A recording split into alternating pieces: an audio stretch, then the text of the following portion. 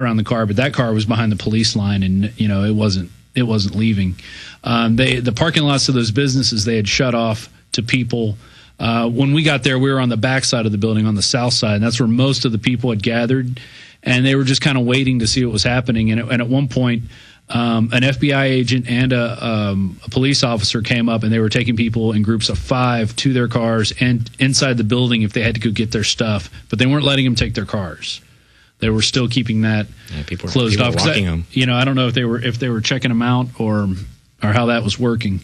So then we got the text from Craig giving us Joe's address, and I'd never been to his house. I'd always seen him either at practice or at the gig, and so I had no idea where he lived. But we get there, and it's a middle class neighborhood. Seems like they probably have the HOA in effect because nobody had any political signs or anything anywhere out like that. Very manicured.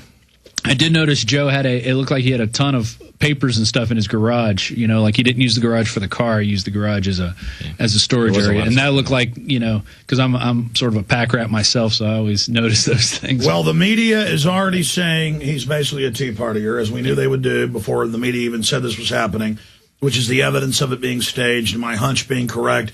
We'll continue to cover this at 11 a.m. tomorrow, continuing tonight at Infowars.com and PrisonPlanet.com. Anything else you gentlemen want to add?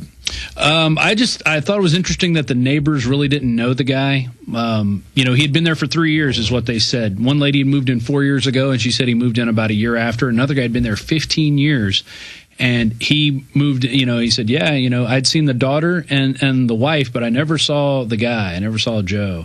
So I don't know if that just seems odd.